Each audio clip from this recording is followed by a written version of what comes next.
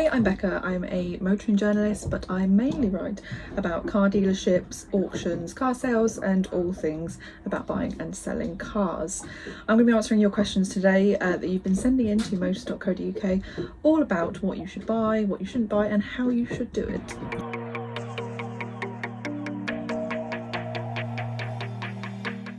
So our first question is about Volvos. Someone who is buying a Volvo but toying between the XC60 and the XC90. They've asked, are you able to tell me what the differences are? Is it simply just size? So the latest generations of XC60 and XC90 are actually incredibly similar, and on the surface of it it's quite hard to tell the difference, apart from the fact that the 90 has 2 extra seats. If it doesn't make any difference to you whether you have 5 seats or 7 seats, then the XC60 would be the one I would choose. It will make financial sense and you're not going to lose anything basically if you don't need to use those seats, but it will save you quite a bit of money. You've got plenty of options as well when it comes to, you've still got choices for petrol, diesel, or using the hybrid engine, but if you do need 7 seats, then choose the XC90. So next up, we've got, with the new registration coming out next month, is now the perfect time to buy a nearly new car. Well, typically, yes, if you were looking to buy something new or nearly new, then August would be a great time to do it if you wanted to get a good deal. But 2021, it is not the year to be doing that. New cars are in such short supply that in some cases nearly new versions are actually selling for even more than brand new models where people can't get hold of the new ones. So that's because the industry is in this weird place at the moment where there aren't as many cars coming in to the market.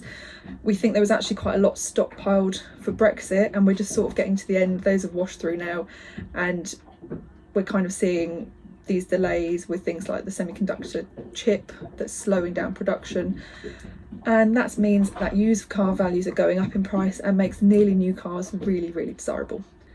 And finally, I've got a question about a Ford Fiesta. Someone has asked that they've seen a Ford Fiesta in their price range, but it's being sold by a private seller.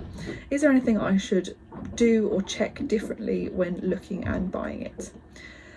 So there are a few important things to check. I always think, because I'm superstitious, always check that car actually belongs to that seller. Sometimes you get there and it turns out actually they're selling it for a friend. I mean, sometimes they are genuinely selling it for a friend, but that's not a good position to be in.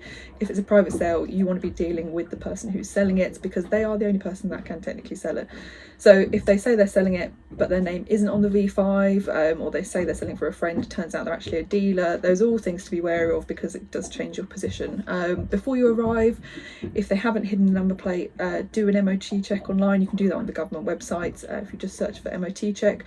Or I'd always say do things like HPI Check, because that will give you an idea if there's any finance outstanding, and you can do other ones. There's things like V-Check, which will tell you if it's been scrapped before. When it comes to buying it, make sure that, as I say, that the car is in their name, so you know you're buying it from the right person before you pay money into someone's bank account and find out that car doesn't belong to them, because that's the last thing you want to do, is drive a car down the road and then find out that they couldn't sell it in the first place when the police pull you over. But also just be safe about doing it. Don't pay in advance before you turn up. Do it on their driveway in front of them if you can. Otherwise, get cash out of your bank account and pay it over to them. The best thing you can do is make sure that transfer happens when you are stood there, when you can see the car is there and you can definitely drive it away. So hopefully that has answered some of your questions and helped you out. If you've got more questions, then head over to Motors.co.uk, where you can send them over to me and I will be answering them again next month.